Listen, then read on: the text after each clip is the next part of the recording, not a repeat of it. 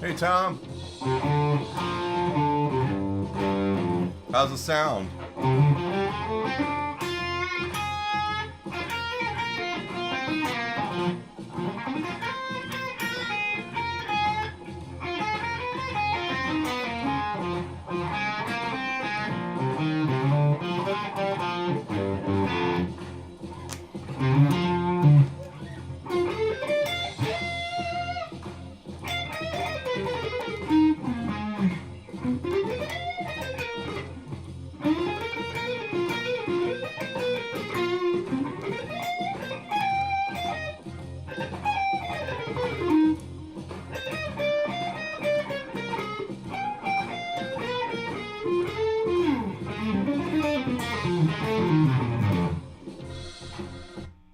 Cool.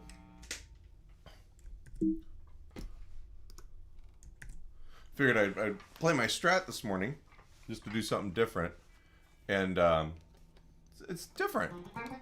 It's weird. It's, you know, even warming me up on it, the string spacing is kind of messing with my picking. I've gotten really used to the Telecaster, so hopefully you guys like the sound of this guitar. Right now I'm just on the clean.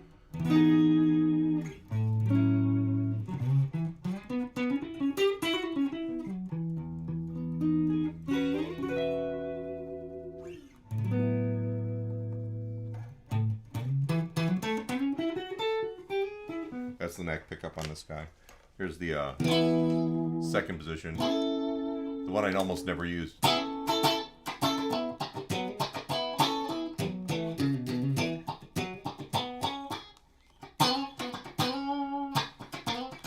Yeah, just not all awake yet today. It's pretty clucky though, you know. Put on the compressor.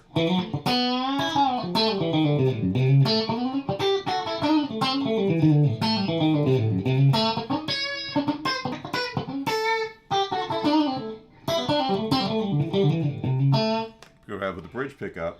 I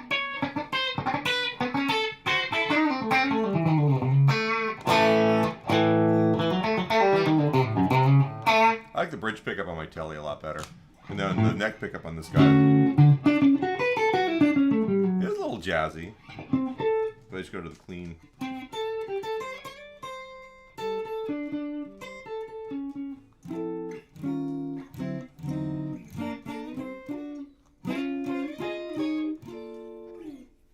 I'm just not awake yet.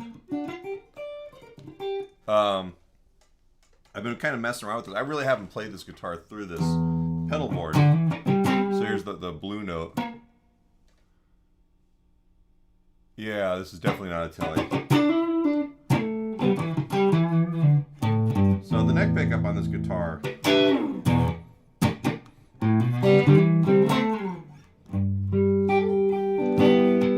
I don't even remember.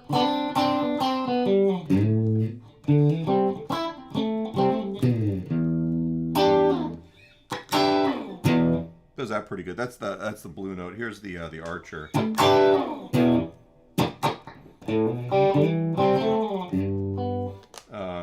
Here's it on the neck.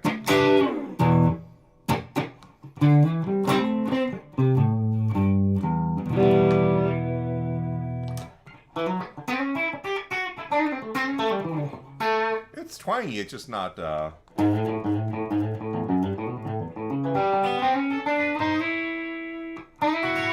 Just not the same as the Telecaster.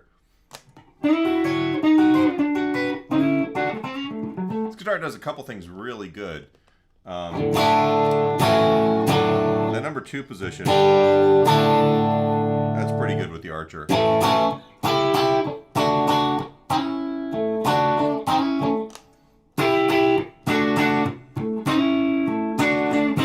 I've always loved the neck pickup.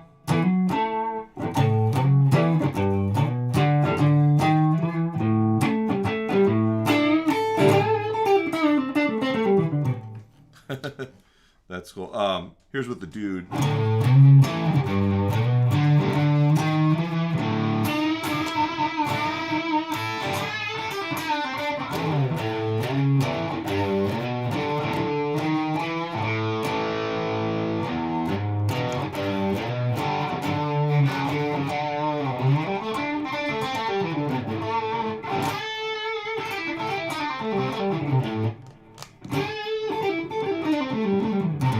So, I don't know.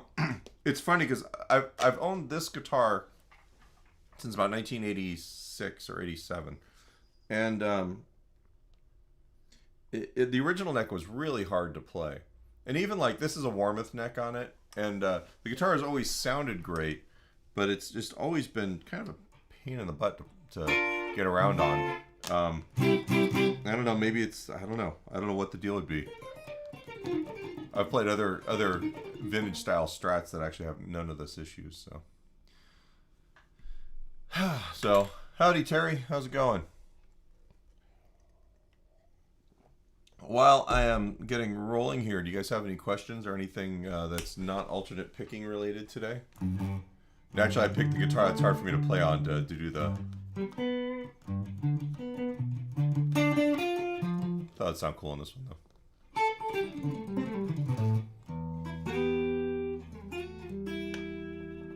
So I think there's one more backing track I was thinking of playing over here. I've been playing over the Jimmy Vaughn one a bunch.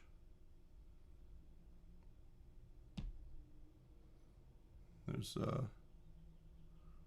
West Coast Swing, West Coast Blues in G.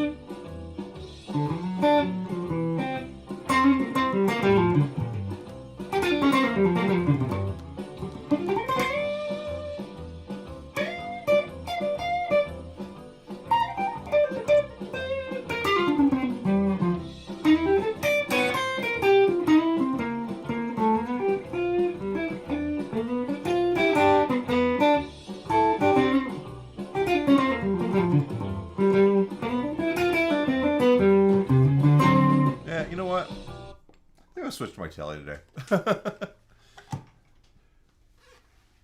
I play this guitar in just a couple gigs a year. I end up recording with it quite a bit. It does a couple really good things great, but this guitar I end up feeling, I don't know if safe is the right word, but like even though it's a little unforgiving in its own way, I don't have too much trouble with it.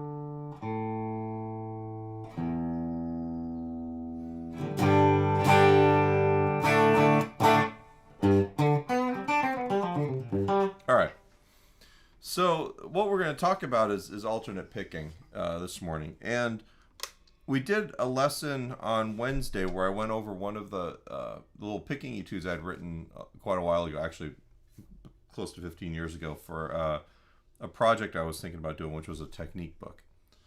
And this is like one of those things, I've always struggled with this on my own. So a lot of times when I write exercises like this, they're basically designed to help me practice out an issue with my own playing. In this case of this one, and let me bring up the music here. We have, spin this sucker. We have sections of this which are where the notes are doubling up. So 2/8 notes per pitch. And there are parts of it where we're not doing that, but the right hand picking has to move around quite a bit. Yeah, so you end up getting, let's look at my right hand first. Dang, sorry. So if I play the first line of this,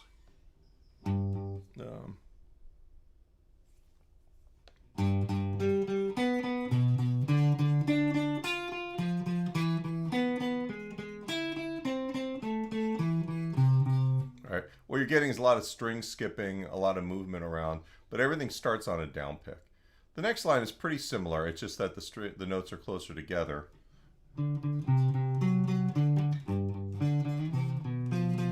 Until you get...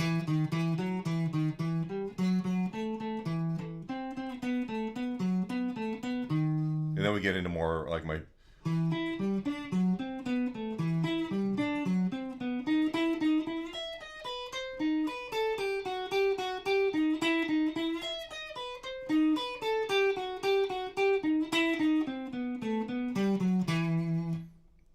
So there's a lot of it's a lot of string skipping, moving around, but keeping the alternation going. Thank you, Tom. And for me, the right hand, the picking hand's always been an issue, but also keeping the left hand moving. All right, Tom. While the left hand is doing hard things, the synchronization.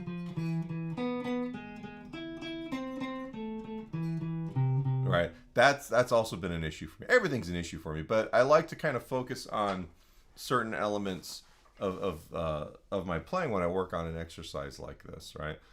So the first thing is just making sure that you can play all of the notes. And if we went through the first line, 5, 3, I'm not even like playing the doubling up of those notes. I'm just going 3, 5, 4, and then 7 in that first bar. The fingering that I use is kind of important because the fingering gives you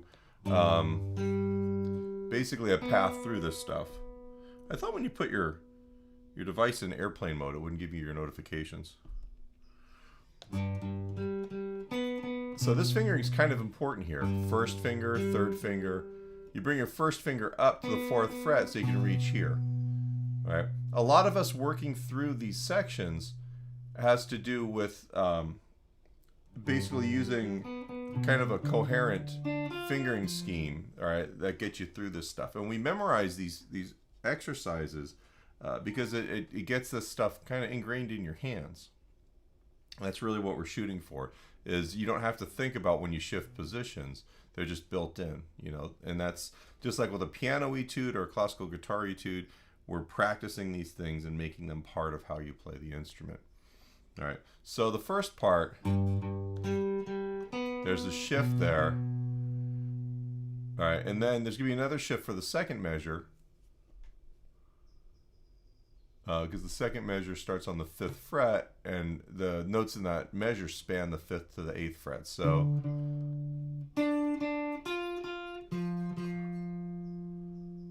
okay, so starting 3rd position, 4th position, 5th position.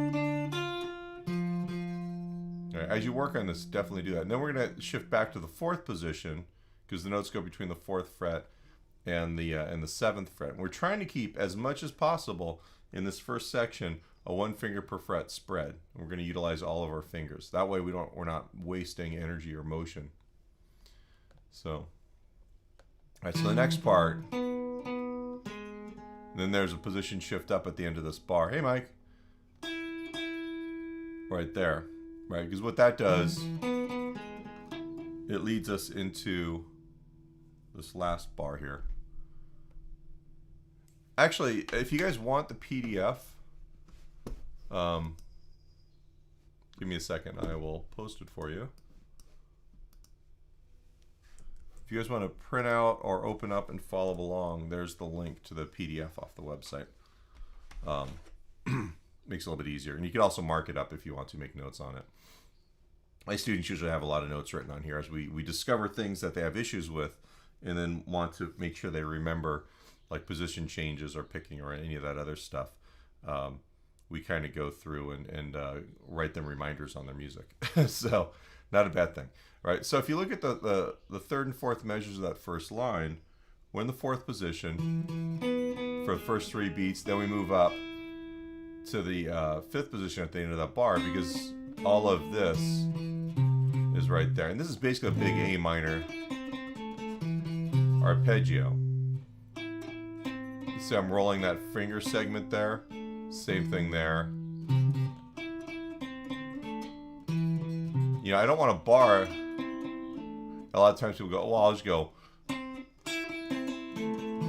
We don't want all those notes to ring together. We're working on making sure we can play individual pitches that are separated. And if you bar them, that's a different sound. We'll do that in places too, but not in this exercise. So the first line, let me play the first line where you can see my left hand. And I'll go kind of slow.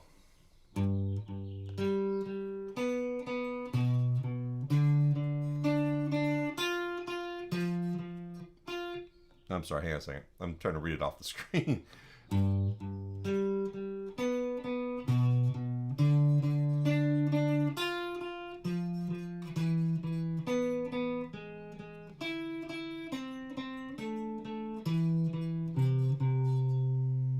That's that hand. And then the picking hand, same thing. All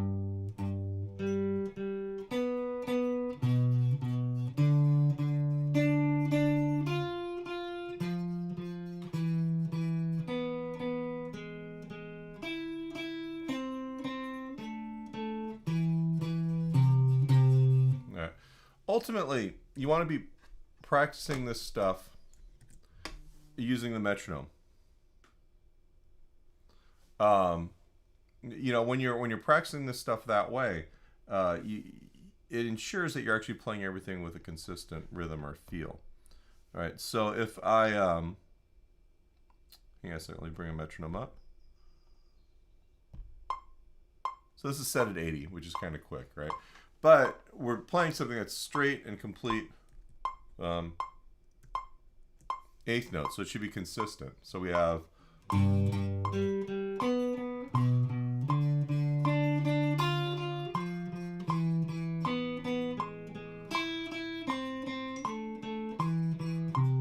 one of the things that happens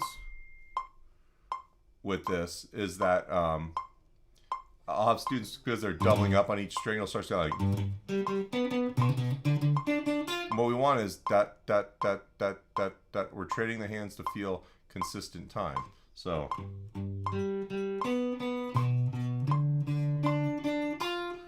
Man, I gotta. This is driving me nuts with the notifications on this device today.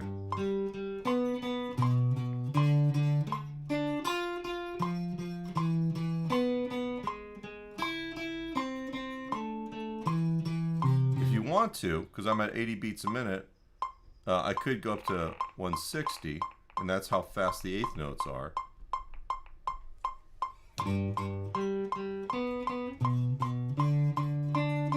Get used to doing it that way.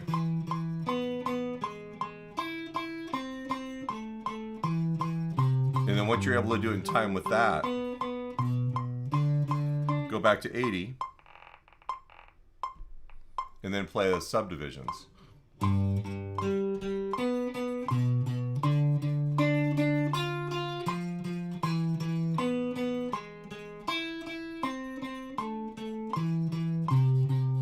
Okay. So give me just a second. I want to shut off. It's supposed to be notifications, show previews, say never. Hopefully that will, we'll see. All right, anyway, so you guys have any questions so far? All right. Like I said, you're working on your position playing with your fretting hand, and then you're working on your consistency for the alternation with the right hand and making sure that it sits in the pocket. You could do this stuff with drum loop, like we've done this in the past. So instead of the metronome,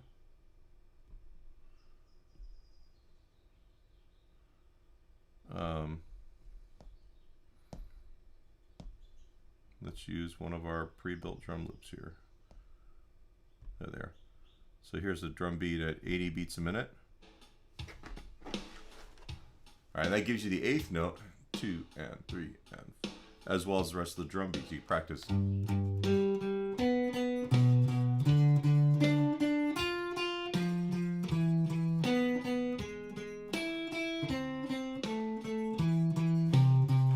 Right. So that's another way to look at it too, because we want to feel the subdivisions just as consistently as we feel the downbeats. That's one kind of an important thing. All right. So let's go back to our music. We're going to look at the second line here. The second line has some big stretches. All right, and this was kind of designed. We could probably play this. A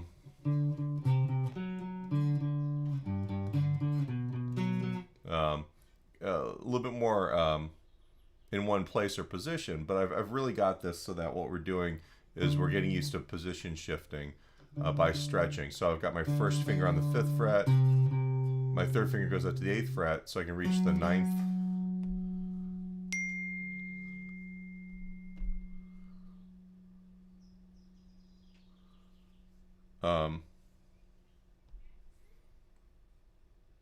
Okay. Sorry, hang on a second, guys.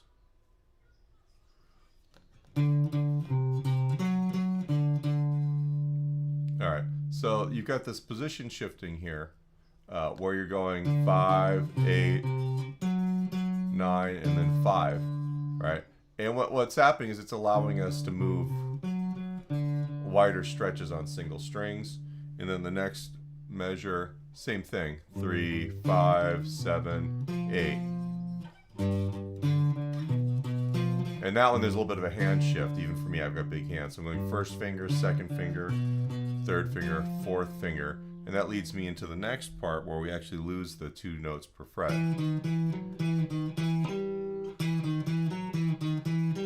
Like that. All right, so we have...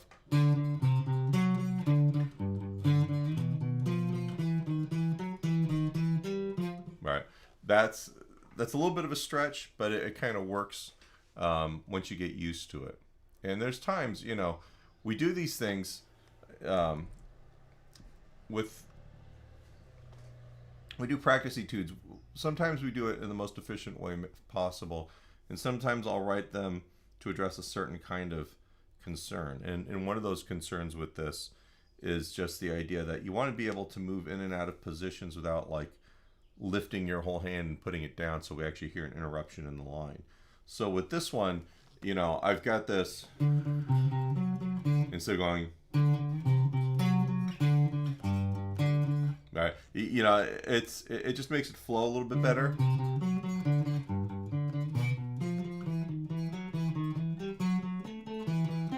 And you see, all right, everything kind of, it works smoothly for your hands if you follow these left hand fingering suggestions that I'm giving you guys. All right, if you could do it any way you want to, honestly, you know, but you know, I'm trying to kind of put forth this idea that there are certain ways that are a little bit more efficient to move around the fretboard. If you can play through this thing and we can't hear that you're making position shifts, that you're playing super clean, then that's okay. You know, you can do it however you want to as long as it sounds good. But most of the time, people struggle with this stuff because they are doing things that could be a little bit more efficient with their hands. So that's why I kind of push these fingerings. And, you know, so you can play them or not. That's my suggestion. I usually browbeat my private students into doing this stuff my way, just so they experience it. And then if they decide that their way is better or easier for them, then, you know, I let them do that too. It's just not that big of a deal, other than the fact that, you know, a teacher should get you to work through stuff in different ways to experience them and hopefully, you know, broaden your abilities. Okay. So, here's the deal. All right. Apparently this morning it's everybody's got things to text me about, important and otherwise.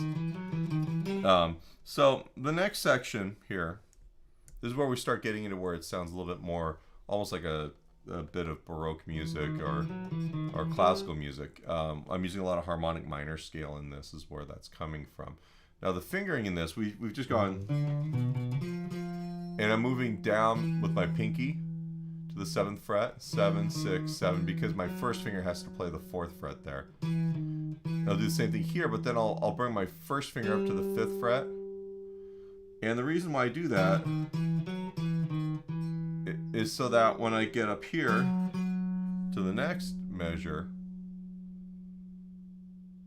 I'm actually able to reach out and grab that without picking my whole hand up and moving it. So I've got, all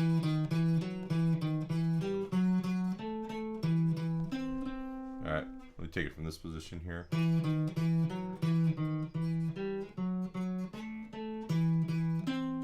And that sets me up for the next line here. So I'm going to take just the whole second line. Let's see.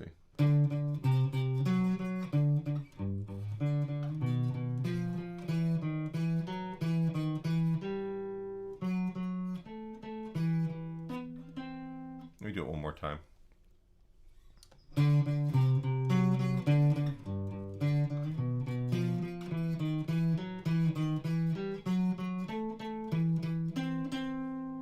Alright, and hopefully you'll kind of see how the hand kind of oozes through all of the position shifts there. Alright, if I take the whole thing, let's do it from this position.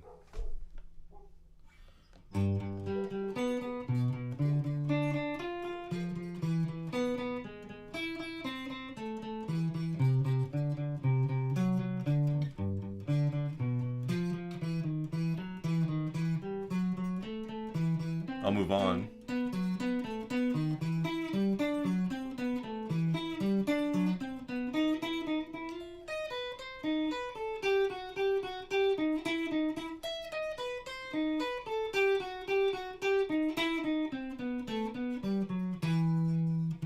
We haven't talked about that last two lines just yet, but you get a sense of where we're going with this, and hopefully when you see the whole hand move through the fretboard that way, you kind of get an idea of how the left hand, because I mean we're talking about picking, but we're also talking about left hand position changes.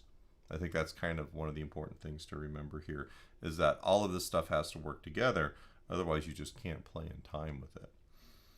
Okay, so we've done all of lines 1 and 2. Let's talk about line 3.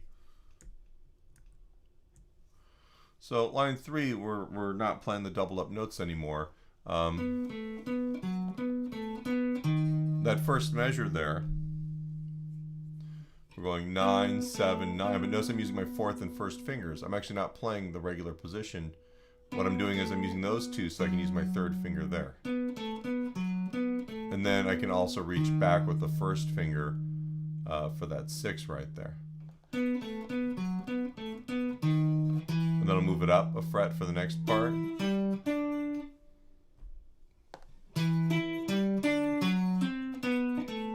Alright, so right there, first finger, third finger, fourth finger, first finger. Just that alone is a really good picking exercise. Right, and if we look at my picking hand,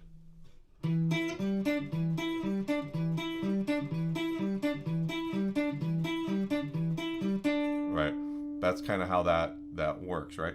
If you you take the next part of it, all that stuff is on one string.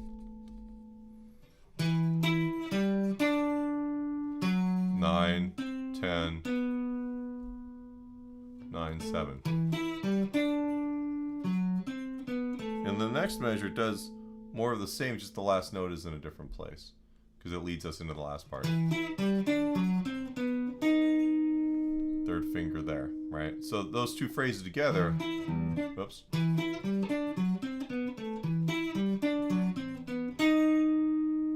Now we get into where things get a little freaky.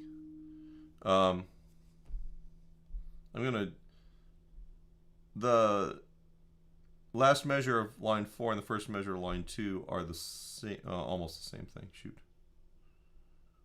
I'm kind of playing them the same way. Basically, we're looking at this idea here. So we're going, oh, no, we're not.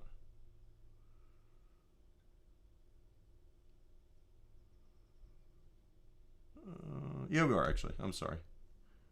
So what happens when you teach from something you haven't looked at in a decade and a half. All right, so the fingering here, we're mostly in the 7th position, except for the fact that we have to get a note up here on the 12th. So we're going 9, 8, 9 with those two fingers, not these two. All right, and part of that so we can reach the pinky up here, the first finger.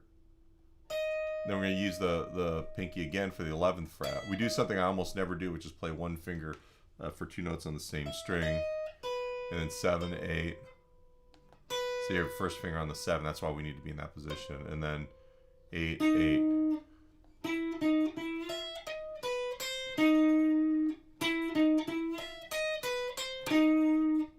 Right. That's the tricky thing there. And then if I do this so you can see both hands.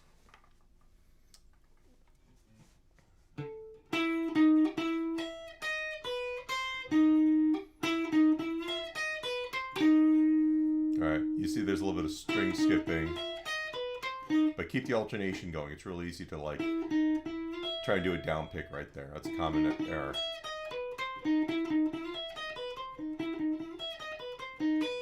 Right. So there's that. The next measure is this one here. We're still in the 7th position. 7, 8. I'm sorry. 7, 10, 8.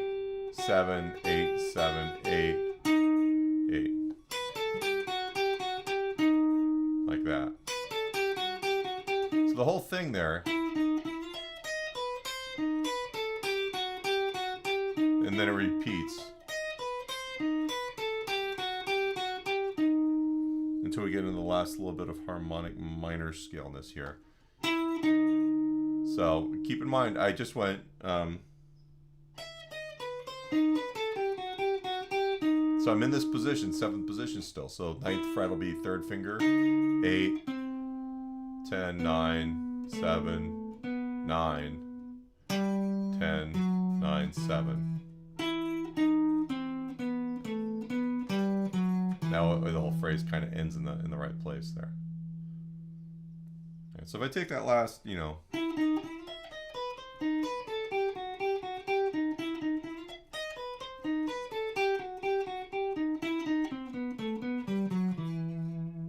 how that section works. Okay. Now that we've gone through the whole thing, I'll play the whole thing one more time. I should actually remember it by now. Here we go.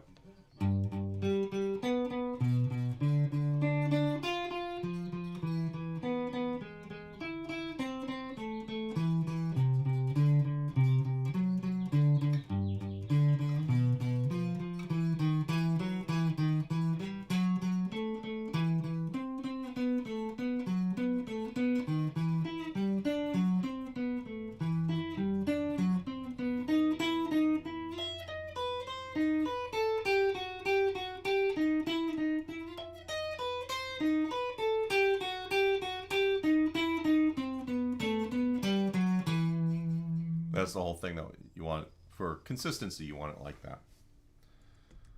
So okay, so I'm gonna pause for a second. I mean, the right hand is literally just make sure you're alternate picking all the way through. You're always picking down on down beats, up on up beats, and we kind of addressed that in the previous lesson here. Do you guys have any questions or comments at this point? Remember that the link to this PDF is down below. You'll be able to download it, print it, work from it. There's also a second one from the previous lesson, and when I get done, I'll make sure I post all the links to all of this stuff. This is kind of a quick one, I think, and we don't have a whole lot of folks on live that are asking questions, so I might wrap it up a little bit early today. And then I think next one we're going to talk about triplets. This stuff, it seems a little boring. Usually the lessons that we do on like blues licks and all that kind of stuff end up getting a lot more traffic, but the reality is that this stuff is really important. And I love these exercises because it really gets people used to, thinking about alternate picking in the context of a musical selection, right? You can sit and practice scales, and I think I said this last lesson. I would do this all the time where I just practice scales up and down, thinking that I'll be a great, player because of this. And the reality was that because I wasn't using this stuff in any kind of musical context, whenever I got to playing in musical context, I didn't really have anything that worked. I could play up and down a scale, and that was it, and that doesn't really sound like music. So, kind of food for thought. All right. Well, I think I'm going to call it for today. Maybe I'll play some stuff. If you guys have questions, please let me know. Hit me up with them.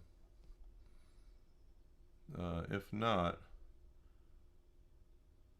hang on a second. Let's find a cool backing track to play over. I need something different. So,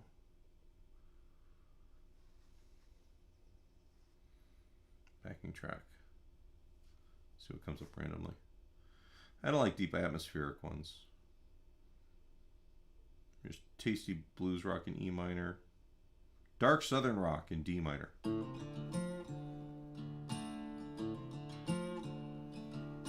We'll go with this. A little crunchy.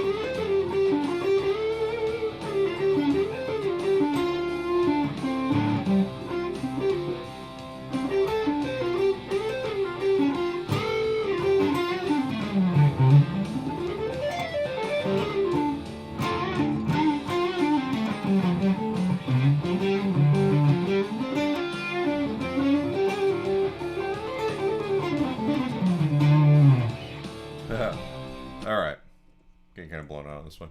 All right, guys, I'm gonna call it. I will see you guys on Wednesday.